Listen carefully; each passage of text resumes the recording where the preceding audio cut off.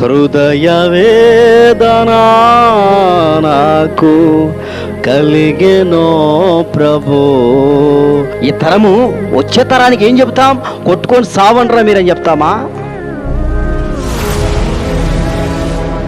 యేసుక్రీస్తు శ్రేష్టమైన బిడ్డ, ఈ సాయంకాలమున ఈ మాటలు వింటున్న దేవుని బిడ్డలారా, మీ అందరికీ నా హృదయపూర్వక వందనాలు. చాలా ప్రాముఖ్యమైన విషయాన్ని నేను తెలియజేయాలని భావిస్తున్నాను. ఇప్పుడు గనక క్రైస్తవ సమాజము ఇదే ధోరణిలో ఉంటే, ఇదే స్థితిలో ఉంటే, దేవుడు మన కొరకు సిలువలో రక్తం కాచి ప్రాణం పెట్టింది ఎందుకో, మన కొరకు భూమిని కలగజేసింది, అన్నీ ఇచ్చింది, పరలోకాన్ని సిద్ధపరిచింది ఎందుకో, అది నిష్ప్రయోజకంగా మారిపోద్ది. ఎందుకో తెలుసా? దేవుని వాక్యము నుండి ఒక మాటను నేను మీకు తెలియచేయాలని ఆశిస్తూ ఉన్నాను. ప్రకటన గ్రంథము 2వ అధ్యాయం, ప్రకటన గ్రంథం 2వ అధ్యాయము 4 వచనాలు. ఆయనను మొదట నీకుండిన ప్రేమను నీ వదిలితివి, నేను నీ మీద తప్పు ఒకటి మోపవలసి ఉన్నది. నీవు ఏ స్థితిలో నుండి పదితివో అది జ్ఞాపకం చేసుకొని మారు మనసు పొంది ఆ మొదటి క్రియము చేయము. అట్లు చేసి నువ్వు మారు మనసు పొందితేనే సరి, లేని ఎడల నేను నీ యొద్దకు వచ్చి నీ దీపస్తంభమును దాని చోట నుండి తీసివేతును. ఆలోచన. అయితే ఈ ఒకటి నీలో ఉన్నది, నికోలాయితల క్రియలను ద్వేషించున్నావు, నేను కూడా వీటిని ద్వేషించుచున్నాను. చాలు. ప్రియమైన దేవుని జనాంగమా, ఈ దినాలలో ప్రేమ కరువైతున్న స్థితి కనబడతా ఉంది. దేవుడు చెప్పాడు, ప్రేమ లేనివాడు వ్యర్థుడు అని మాట్లాడుతూ వచ్చారు ఆయన. అయితే ప్రేమ గురించి ఎఫెసీ సంఘానికి దేవుడు చెబుతూ, నీ క్రియా, నీ కష్టము, నీ సహనము నేను ఎరుగుతా, నువ్వు దుష్టులను సహింపలేవు, అపోస్తులు కాక అపోస్తులని చెప్పుకునే వారిని అబద్ధికులను నువ్వు కనువంటివి, సహించలేవు. నువ్వు వాళ్ళ దగ్గరికి వెళ్తున్నావు, వాళ్ళతో మాట్లాడుతున్నావు, దర్శిస్తున్నావు. అయితే ఏమవుతుందంటే, అయినను మొదటి నీకున్న ప్రేమ వదిలావు. ఈ స్థితిలో ఉన్నావు, ఈ సిచ్యువేషన్లో వెళ్తున్నావు, కానీ ఆ ప్రేమను మాత్రం వదిలిపెట్టి నీవు ద్వేషిస్తున్నావు, దూషిస్తూ ఉన్నావు, ప్రేమను తప్పిపోయే స్థితిలోనికి వెళ్తూ ఉన్నావు అని దేవుడు ఎఫెసీ సంఘానికి చెబుతూ వచ్చాడు.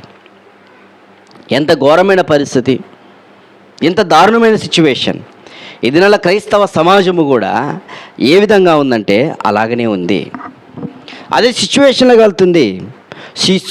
సోషల్ మీడియాలో, యూట్యూబ్, ఫేస్బుక్, అనేక చోట్ల ఏదైనా ఒక విషయము దేవుని సేవకులైన వారు ఏదో మాటను బట్టి స్వస్థతలు చేసినా, వాక్యం చెప్పినా, వాక్యంలో కొంచెం రాగంగా కనబడినా, ఏదైనా పొరపాటు ఇతరులకు అనిపించినా ఎంబటే వారు డైరెక్ట్గా వారికి వెళ్ళి చెప్పడమా, లేకపోతే వారిని మాట్లాడడమా కాకుండా చేసే స్థితి ఎలా ఉందంటే, యుద్ధము చేస్తూ, మాటలతో యుద్ధం చేస్తూ ఉన్నారు. ఒకరినొకరు దూషిస్తూ ఉన్నారు, ఒకరినొకరు తిట్టుకుంటూ ఉన్నారు, కొట్టుకుంటూ ఉన్నారు. ఎక్కడికో వెళ్ళిపోతారు, ఎక్కడికక్కడికి వెళ్ళిపోయి వారిని నిందించాలి, దూషించాలని చెప్పి చేస్తూ ఉన్నారు. నీ యొక్క ఆలోచన మంచిదేమో, ఒకవేళ అలాంటి వారిని నేను ఇలా ఖండించాలని మంచిదే నీది. కానీ ఆ ఖండింపు ఏమైపోతుందంటే చివరికి దేవునికి అవమానం తెస్తూ ఉంది. ఎలా ఖండించాలా, ఏ రకంగా ఖండించాలా, ఏ విధంగా ఖండించాలా? వెళ్ళు, నువ్వు ఒక్కడివి, లేకపోతే నీతో పడిద్దాన్ని తీసుకుని వెళ్ళు. వినలేదా? వదిలేయి. మారలేదా? వదిలేయి. దేవుని వాక్యం సెలవిస్తుంది కదా. కానీ నీవేం చేస్తున్న దేశముతో నేను నెగ్గాలా, నాకు పేరు రావాలా, నాకు డబ్బు రావాలా, నేను ఫేమ్ సంపాదించుకోవాలా అనే ఉద్దేశంతో వీడియోల మీద వీడియోలు చేస్తూ ఉన్నారు చాలామంది. వీడియోల మీద వీడియోలు చేసి ఆయన ఒక వీడియో మాట్లాడితే ఈయన ఒక వీడియో మాట్లాడితే ఆయన. ఎంత దారుణమైన పరిస్థితి అండి. దేవుని అవమానపరిచేది ఎవరో కాదు, నీవే. ఆలోచించుకో. క్రైస్తవ్యము చెడిపోయింది, సిగ్గులేని తత్వంగా కనిపిస్తూ ఉంది, బుద్ధి లేని వ్యక్తులుగా కనబడతా ఉన్నారు. ఈ మాట అంటున్నందుకు కొంచెం బాధగా అనిపించినా నాకు హృదయంలో వేదన అవుతూ ఉంది. ఎంతోమంది వాక్యాలు వినేది కాదు. వాక్యాలు చెప్పుకుంటున్నారు ఈ దినాల్లో యూట్యూబ్లలో. సంఘాల్లో వాక్యాలు నిలబడుతున్నాయా? కాదు.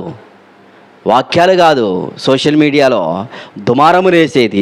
ఇదిగో ఈ సేవకుడు ఆ సేవకుడిని, ఆ పాస్టర్ గారిని ఒక మాట అన్నాడండి, చూద్దాం రేపేం జరుగుతుందో, స్టే ట్యూన్ అని పెట్టి లక్షల లక్షల రూపాయల కెమెరాలు పెట్టుకొని లైవ్ చేసుకొని ఇంటర్వ్యూలు ఇచ్చుకొని ఆయనలా ఈయనలా అని మాట్లాడుకుంటూ వాక్యాల్లో కూడా ఎలా చేయొచ్చా అలా చేయొచ్చా అని మాట్లాడుకుంటూ సంఘాల్లో ఉన్న వారిని గలిబిలి చేస్తూ ఉన్నారు. ఏంటి వాక్యం? క్రీస్తు ప్రేమను బోధించడము, క్రీస్తు మాటలు వివరించడము, క్రీస్తు గురించి పరిచయం చేయడం. ఒకవేళ ఆయనే తప్పు చేశాడు, ఆయనే పొరపాటు చేశాడు, ఆమె తప్పిదం చేసింది, నీ దృష్టిలో నువ్వేం చేయాలా? వెళ్ళి అతన్ని పరామర్శించి తెలియచేయి. వినలేదా వదిలేయి, వినలేదా వదిలేయి. నీవు చేసే వీడియోలు, నువ్వు చేసే ఫేస్బుక్లో పెట్టేది, నువ్వు ఇన్స్టాగ్రామ్లో పెట్టే వీడియోలు, నువ్వు యూట్యూబ్లో పెట్టే వీడియోలు, షార్ట్లో ఏదో వీడియోలు, లైవ్లు అన్యజనులు చూసి దూషిస్తూ ఉన్నారు. అది వీళ్ళు కొట్టుకుంటున్నారని. హృదయ వేదన నాకు కలిగెనో ప్రభు, క్రైస్తవ్యం ఇలా భ్రష్టు పట్టిందని, ఒకరిని ఒకరు కరుచుకొని భక్షించుకుంటున్నారని, హృదయ వేదన నాకు కలిగెనో ప్రభో. హైందవుల్లో పూజారులు ఎన్నో పొరపాట్లు చేశారు, ఎన్నో తప్పిదాలు చేశారు, ఎన్నో అక్రమమైన విషయాలు ఉన్నాయి. ఎన్నో పొరపాట్లు వాళ్ళలో దాగి ఉన్న వాళ్ళు ఒక్కరు కూడా వీడియోలు మనలాగా చేసుకున్నట్టు ఎక్కడ కూడా మీరు చూసారా ఎప్పుడైనా? డిబేట్లు పెట్టుకొని, లైవ్లు పెట్టుకొని, ఇదిగో ఈ పాస్టర్ ఇలా చేశారండి, ఈ పాస్టర్ గారు ఇలా చేశారండి, ఈ పాస్టర్ ఇలా చేసిందని. బుద్ధి లేని వ్యక్తిత్వం కాదా అది? వాళ్ళని చూసిన బుద్ధి తెచ్చుకోలేరా? సిగ్గుపోతుందండి.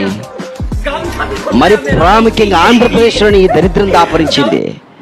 ఈ దరిద్రము దాపరించిన ఆంధ్రప్రదేశ్లో అనుకుంటారు, ఎవరికి వాళ్ళు ఏమనుకుంటారు, నాలో ఏం తప్పు లేదు, నాలో ఏమీ తప్పు లేదు, నేను కరెక్ట్గా ఉన్నాను అనుకుంటూ ఉన్నారు.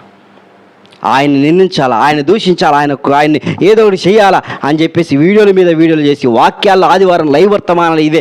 ఏంటండి ఈ బ్రతుకులు? ఏంటి స్థితి? ఇలా కొనసాగితే మాత్రం క్రైస్తవ్యానికి మనుగడ ఉండదు.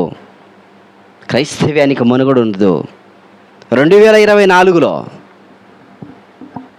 భయంకరముగా క్రైస్తవులు ఈ యొక్క దూషణ మాటలు మాట్లాడుకొని, కొట్టుకొని, తిట్టుకొని బాధపడే పరిస్థితి ఏర్పడుతుందని ఆ దినాల్లోనే చెప్పడం జరుగుతూ వచ్చింది. నేను ఘోరమైన పరిస్థితి,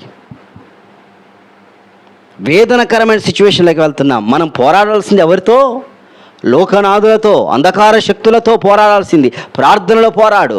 వీళ్ళ పోరాటము మనుషులు క్రైస్తవులు, సేవకులు పోరాడుకుంటూ ఉన్నారు. మన రక్తమా కారణంతగా మనం పోరాడలే. క్రీస్తు కొరకు సువార్త చేస్తూ పోరాడమన్నాడు. ఆయన పొరపాటు చేశాడు, ఆయన మీదకి పోలా. అపోస్తలుడైన పౌలు గారు పేతురు తప్పు చేసినప్పుడు అందరితో తింటా ఉంటే ఆయన చెప్పాడు, వెళ్ళి గద్దించాడు. ఆయన అందరి దగ్గరికి వెళ్ళి గద్దించి, మీరేంటండి ఇలా చేస్తున్నారని మాట్లాడుతూ వచ్చాడు. అందరికి ప్రాపగండం చేసి, ఇలా చేసేసి పత్రికలు పంపించేసి, ఆ దినాల్లో ఫేస్బుక్ లైవ్ లేదు కాబట్టి పత్రికలు పంపించేసి ఇలా చేశాడు, మీరు కూడా చేసేయండి, మీరు కూడా చేయండి అని చెప్పాలా? దాని ద్వారా మనకు ప్రమాదం ఏర్పడుతుంది. క్రైస్తవ్యానికి మనుగడ ఆంధ్రప్రదేశ్ తక్కువైపోద్ది. స్వస్థతలు రక్షించబడుతున్నారు, చాలామంది వాక్యం ద్వారా రక్షించబడుతున్నారు, సూచనల ద్వారా రక్షించబడుతున్నారు. ఆయనకి ఇచ్చిన తలాంత ప్రకారం ఆయన వాడుకొనివ్వండి, ఆయన ప్రకారం ఆయన జీవనించనివ్వండి. అన్యజనులు ఎంతోమంది వీటిని చూసి నవ్వుకుంటున్నారండి. ఫస్ట్ మనం కాదు వీడియోలు పెట్టేది, ఫస్ట్ అన్యజనులు కాదు వీడియోలు పెట్టి మొట్టమొదటి ట్రోలింగ్ చేసేది వాళ్ళు కాదు, క్రైస్తవులే మొట్టమొదటిగా బీజం ఏర్పాటు చేస్తారు. వాళ్ళే తయారు చేసి వాళ్ళే ఒక వీడియోని షార్ట్ కట్ చేసేసుకొని దానికి మీమ్స్ తయారు చేసుకొని వాళ్ళు పంపిస్తూ ఉన్నారు. దాని ద్వారా వాళ్ళు తీసుకొని దాన్ని వారు అప్లోడ్ చేసేసుకొని వారు కూడా క్రైస్తవ్యాన్ని దూషిస్తున్నారు. వాళ్ళ పూజాలను కాదు, వాళ్ళ యొక్క పంతులను కాదు, వాళ్ళ గురువులను కాదు, వాళ్ళ యొక్క హైందవులను కాదు. ముస్లిమ్స్ చూడండి, వాళ్ళు ఎప్పుడు కొట్టుకున్నట్టు ఉండదో, వారు ఎప్పుడు అరుచుకున్నట్టు ఉండదో, ఎప్పుడు వారు డిబేట్లు పెట్టుకున్నట్టు ఉండదో. సిక్కులు ఎప్పుడు డిబేట్లు పెట్టుకొని వాళ్ళకి వాళ్ళు ఇదిగో నువ్వు ఇట్లా చేస్తున్నావు, నువ్వు ఇలా చేస్తున్నావు ఇమాం, నువ్వు ఇలా చేస్తున్నావు పూజారి, నువ్వు ఇలా చేస్తున్నావు సిక్కు మత పెద్ద, నువ్వు ఇలా చేస్తున్నావు ఓ యూదుడా, పరిచయుడా, సర్దికాడా, స్వరిశీల సర్దికల్లో కూడా ఇలాంటివి ఉండవు. క్రైస్తవ్యంలోని ఇలాంటి దరిద్రము దాపరించింది. ఎంత బాధాకరమైన సంఘటన. నీ పేరు కొరక, లేకపోతే నీ సంఘాన్ని నువ్వు పెంచుకోవడానికి కొరక, నీ సబ్స్క్రైబర్లు పెంచుకోవడానిక, నీ లైక్లు పెంచుకోవడానిక ఫేస్బుక్లో, యూట్యూబ్లో, ఇన్స్టాగ్రామ్లో పెట్టేసి క్రైస్తవ్యానికి చెడ్డ పేరు తెస్తున్నాం. మనం క్రైస్తవ్యానికి చెడ్డ పేరు తెస్తూ ఉన్నాం. ఎంత దారుణమైన స్థితి. సరే, ఆయన గురించి మాట్లాడారు, పెట్టేశారు, ఒకసారి అయిపోద్ది, రెండుసార్లు అయిపోయింది, పదే ఒకరికొకరు చేసుకుంటున్నారు. ఇప్పుడు వచ్చే కొత్త విశ్వాసాలకు ఏం నేర్పిస్తారు? యూట్యూబ్ ఆన్ చేయగానే, ఫేస్బుక్ ఆడగానే క్రైస్తవ్యంలో ఈయన కొట్టుకుంటున్నాడు, లైవ్ డిబేటు, ఇదేనా వాక్యం కనబడుతుందా? ఆత్మల రక్షణ కొరకు ప్రయాసపడమని చెబితే ఆత్మల రక్షణ కొరకు ప్రయాసపడే పరిస్థితి కనబడట్లేదు. తిట్టుకునడము, కొట్టుకోవడము, ఒకరినొకరు యూట్యూబ్ ఛానల్ ఓపెన్ చేయడం, ఫేస్బుక్ వీడియోలు పెట్టుకోవడము, పోస్టులు పెట్టుకోవడం, ఇదేనండి క్రైస్తవం అంటే? ఒక్కసారి గమనించండి. హైందవుల్లో కానీ, ముస్లింలో కానీ, సిక్కుల్లో కానీ, జైల్లో కానీ, బౌద్ధులు, ఏ మత విశ్వాసంలోకైనా మీరు వెళ్ళండి, క్రైస్తవ్యంలో ఉన్నంత స్వార్థము, క్రైస్తవంలో ఉన్న అసూయ ఎక్కడ ఉండట్లేదు. మళ్ళా వాక్యాలు మాత్రం బోధించడము, అసూయ పడవద్దు, నీ పొరుగువాడిని ప్రేమించు, నీ శత్రువుని ప్రేమించు అని మాట్లాడుతుంటావే. నీ పొరుగునున్న సహోదరుణ్ణి, క్రైస్తవుని ప్రేమించకపోతే ఏం ప్రయోజనం? బల్లలు గుద్దిమది చెప్తారు వాక్యం, ప్రేమ ప్రేమ ప్రేమ. అరే ప్రేమ ఎక్కడుంది? నన్ను ఆ మాట అన్నాడు, నా గురించి ఇలా మాట్లాడాడు, కాబట్టి నేను కూడా వీడియో చేయాలా, అందరికీ తెలియచేయాలా అనుకుంటూ ఉన్నారు. కానీ మౌనంగా దేవుడే ఉన్నాడు, యెహోవా ఈరే, దేవుడు చూసుకుంటాడనే మాట ఉందా? లేని పరిస్థితి కనబడుతుంటే ఎట్లండి? ఎంతో వేదనకరమైన స్థితి ఇది. నేను బాధతో ఈ విషయాన్ని నేను తెలియజేస్తున్నాను. క్రైస్తవ సంఘానికి జ్ఞాపకం చేసుకోండి. విశ్వాసులు కూడా ఎట్లున్నారు తెలుసా? వాక్యాలు చూడరు, యూట్యూబ్లలో, ఫేస్బుక్లలో వాక్యాలు చూడరు. మరుసటి ఆ వీడియో రాగానే, ఆ వ్యక్తి ఎవరున్నారో ఆ వ్యక్తి వీడియో రాగానే ఎంబటి ఆ వీడియో చూసేస్తారు. చూసి ఇంకా వాళ్ళు ఫైర్ అయిపోవడం చేస్తారు. తర్వాత ఇంకొక వీడియో వస్తుంది దాని కొరకు, ఆయన మాట్లాడి ఈయన కట్ చేసుకొని పెట్టుకోవడం. ఇదే పరిస్థితి అనండి. సమాధానపరచువారు ధన్యులు అన్నారు దేవుడు. సమాధానపరచువారు ధన్యులు, వారిదే పరలోక రాజ్యం, వారిదే నిత్య జీవం, వారికే జీవగ్రంథం, వారికే గొప్ప ధన్యత, వారికే గొప్ప పేరు, వారికే దేవుని యొక్క కుమారులుగా చేర్చబడి స్వాతంత్ర్యం. ఎక్కడ సమాధానపరుస్తున్నాం? సమాధానపరిచేది ఉందా? లేదు. నువ్వేం మాట్లాడతావు? క్రైస్తవులు ఇలాగ అన్యాయం జరిగిపోతుందండి, ఇంత దారుణమైన పరిస్థితికి వెళ్తుందండి అని నువ్వు మాట్లాడుతున్నావు. వెళ్ళు, మాట్లాడు. వినలేదా? వదిలే. దేవుడు లేడా? దేవుడు చూసుకోడా?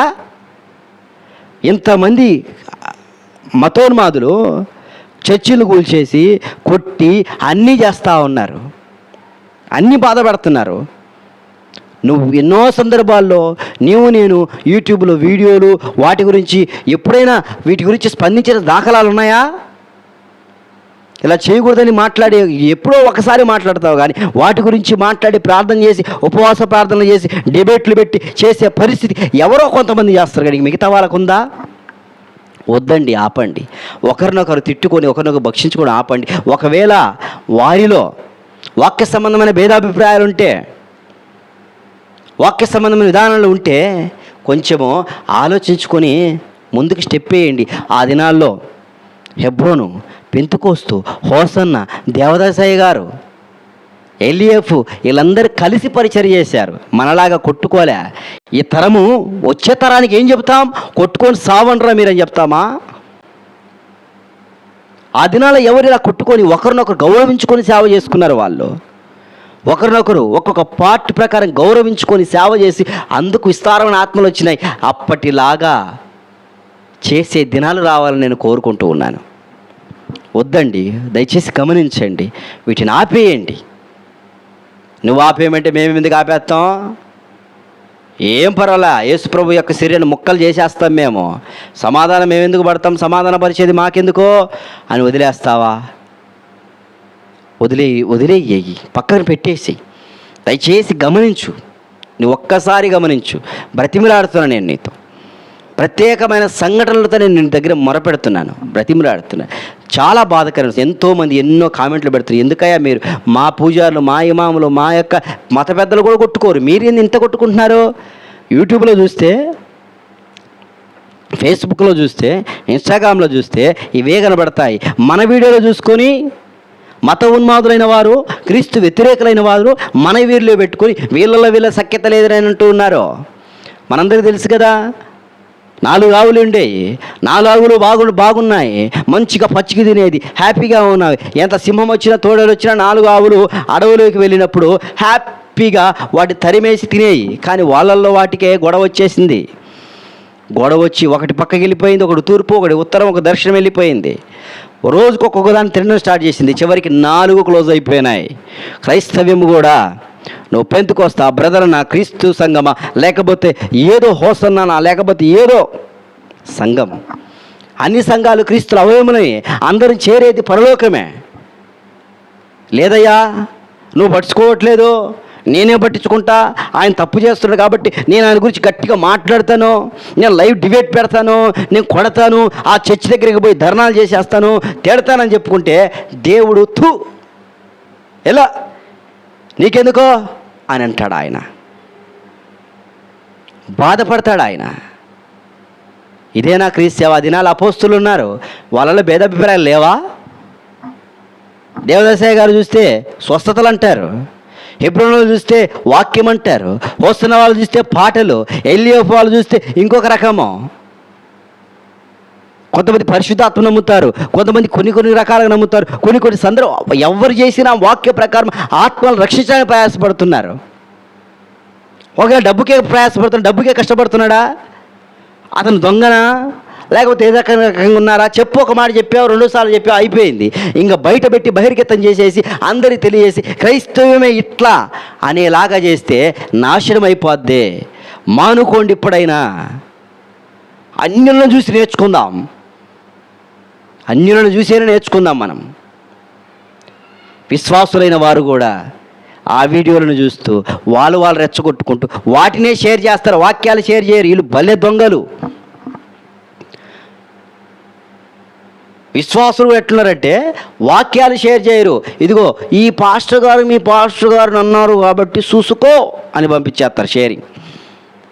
వాళ్ళు దీలకు షేరింగ్. ఎంత దారుణమైన ప్రేమలు ఉన్నాయా! ప్రేమలు కరువు అవుతున్నాయి కదా. దేవుడు ఊస్తానంటున్నాడు కదా. ఏం ప్రియమైన దేవుని ప్రజలారా, గమనించండి, ఆలోచిద్దాం. ఆ దినాల్లో ఇదే సంఘటనలు చాలా ఉన్నాయి, లేక మానలేదు. కానీ 1కి 2 మార్లు చెప్పారు, వదిలిపెట్టేశారు. దేవుడే తీర్పులని వదిలిపెట్టేశారు, అంతే. దేవుడే చూసుకుంటాను వదిలిపెట్టారు.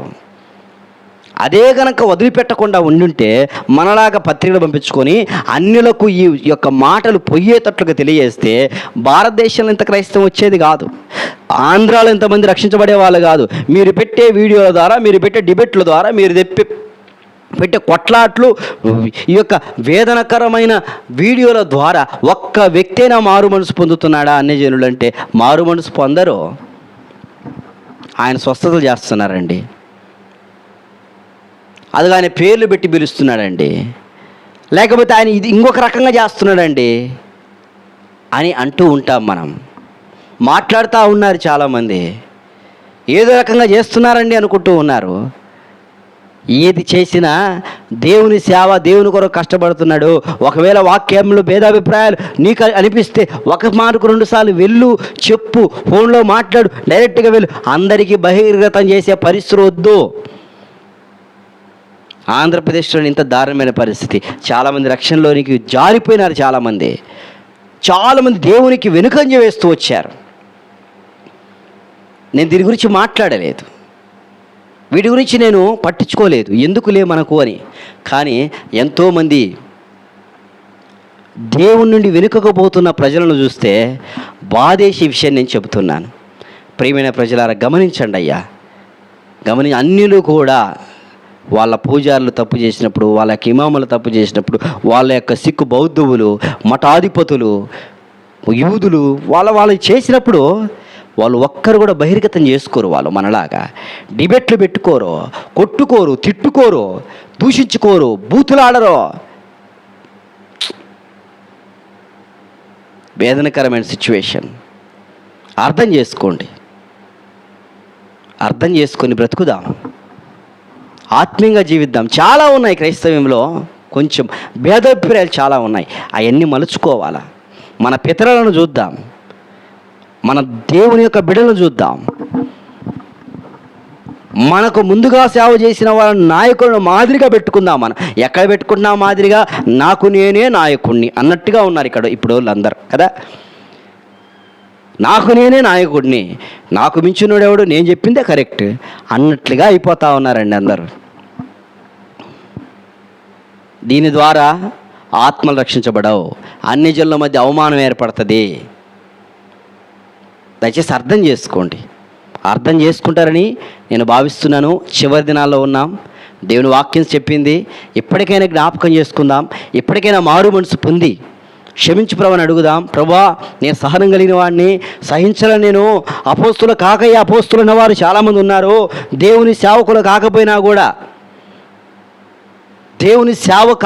కూడా దేవుని నుంచి తప్పించాలనే ఉద్దేశంతో అబద్ధ బోధలు చెప్పి చాలా చేసేవాళ్ళు ఉన్నారు.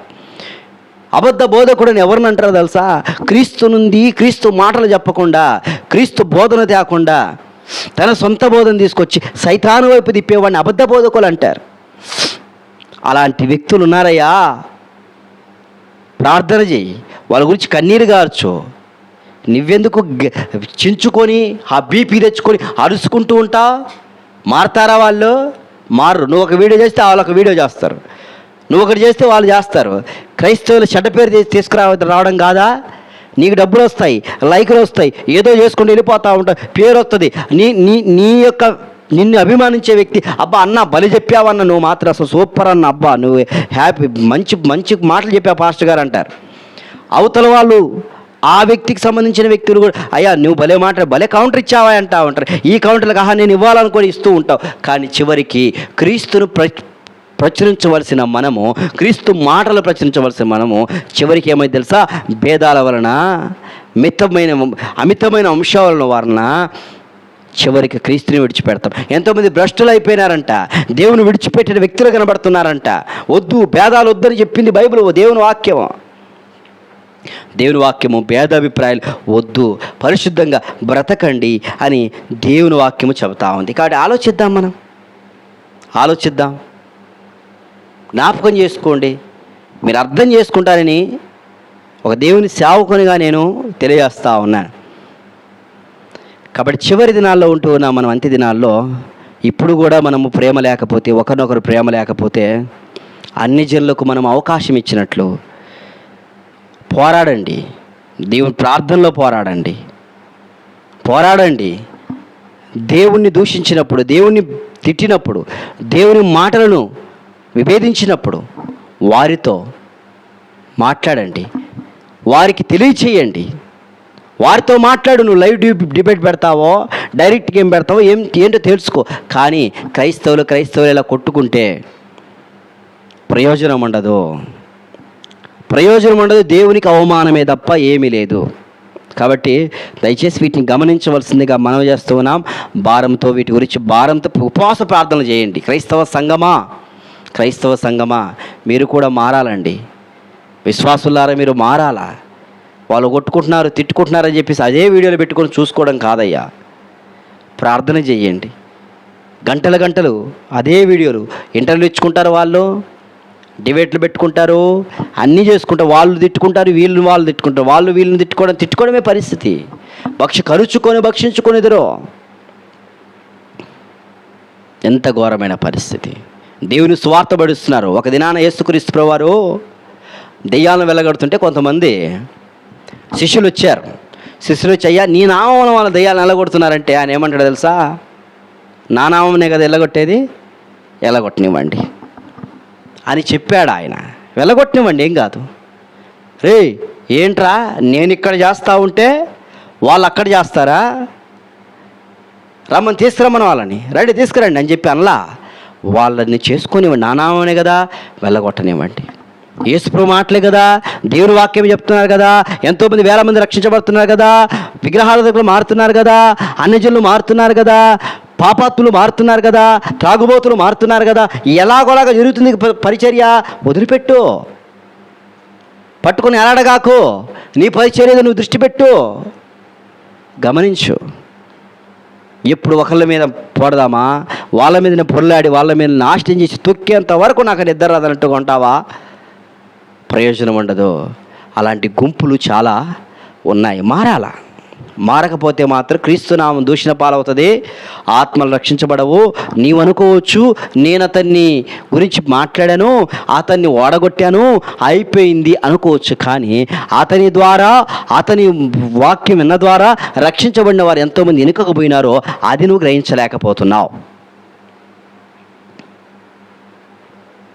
గ్రహించలేకపోతున్నావు. ఇలా డిబేట్లు పెట్టుకుని ఒకళ్ళు వీడియోలు చేసుకొని పోగొట్టం మానండి. సేవను సక్రమంగా చేయండి. ఉన్నతమైన కృపలోకి ఆ దినాల్లో మన యొక్క సిఎస్ఐ మిషనరీలు, బాప్టిస్ట్ మిషనరీలు, గొప్ప సేవ చేసిన వాళ్ళు ఐక్యత కలిగి సేవ చేశారు. కొంతమంది వాళ్ళలో ఉన్నారు, పత్రికలు పంచుకొని ఈయనట్లా అని పత్రికలు పంచుకొని ఉన్నారు, పంపించుకొని కొట్టుకునే స్థితులు ఉన్నాయి. కానీ ఆ సేవ నిలబడలే. ఎవరెట్లయితే ఏమలే, దేవుడి సేవ జరుగుతుంది కదా, ఆత్మలు రక్షించబడుతున్నాయి కదా, దేవుడే చూసుకుంటారని వదిలిపెట్టి నార్మల్గా ఉన్నారు. నీవు నేను దేవుళ్ళమా? మనం చెప్తే మారుతారా? ప్రార్థన చేద్దాం, దేవుడు సహాయం చేస్తూ ఉంటాడు. ఇలా కొట్టుకొని తిట్టుకొని టీవీలోకి ఎక్కితే దూషణ పాలవుతుంది. ఎన్నో మందిరాలు పాడైపోయినాయి, ఆస్తుల కొరకు గొడవలు పడతా ఉన్నారు, అవి వీడియోలు వాళ్ళు ఫోకస్ చేస్తూ ఉన్నారు. అన్యులను చూసి నేర్చుకుందాం. వాళ్ళలో ఉన్న విషయాన్ని కూడా, నీతిని కూడా నేర్చుకోవడం చాలా గొప్ప సంగతి. క్రైస్తవ్యాన్ని చూసి నేర్చుకోవాలి, కానీ అన్యులను చూసి నేర్చుకునే పరిస్థితి ఇప్పుడు వచ్చింది. కాబట్టి ఆలోచించండి. ప్రార్థన చేద్దామా? చిన్న ప్రార్థన. పరిశుద్ధుడైన దేవా, మీరు ఇచ్చిన గొప్ప రక్షణ స్తోత్రం. బ్రతిమిలాడుతున్నాను, కృప చూపించండి. హృదయంలో వేదనతో మంటతో ఈ మాటలు చెప్తూ వచ్చాను. మీరే మా యొక్క సహోదరులను జ్ఞాపకం చేసుకొని వారు ఇప్పటి నుంచి అలాంటి వదిలిపెట్టి దేవుని స్వార్థను పడించినట్లు, ఏదేమైనా దేవుడు చూసుకుంటాడు, ఎందుకు ఈ తిట్టుకొని కొట్టుకొని ఉన్న విషయాలని మార్చుకొని కృప దయచేయమని యేసుక్రీస్తు నామమున స్తుతించి ప్రార్థించి వేడుకుంటున్నాను తండ్రి, ఆమెన్. చాలామంది యూట్యూబ్లలో, ఫేస్బుక్లో కూడా ఇంతకు మునుపు ఒకరి మీద ఒకరు తిట్టుకున్న వాళ్ళు కూడా మారారు ఇప్పుడు. అరే వద్దురే, ఎందుకు మనకి ఇవన్నీ, వాళ్ళ బాధ వాళ్ళు పడతారు, దేవుడు చూసుకుంటారు. నువ్వు చాలామంది మారారు. వాళ్ళు ఒకరిని ఒకరు దూషించిన వాళ్ళు, ఆయన గురించి వీడియోలు పెట్టినవారు చాలామంది మారారు. వాళ్ళు రియలైజ్ అయ్యారు, మాకెందుకులే అని చెప్పేసి మౌనంగా ఉన్నారు. కానీ కొంతమంది మారలేకపోతున్నారు. ఆ మారని కారణం వలన, మారని వాళ్ళ ద్వారా ఇంక కొంతమంది కొత్త వాళ్ళు పుట్టుకొస్తున్నారు. కొత్త వాళ్ళకు మనం ఏమి నేర్పించలేం, ప్రేమను నేర్పిద్దాం. ఏం కాదు.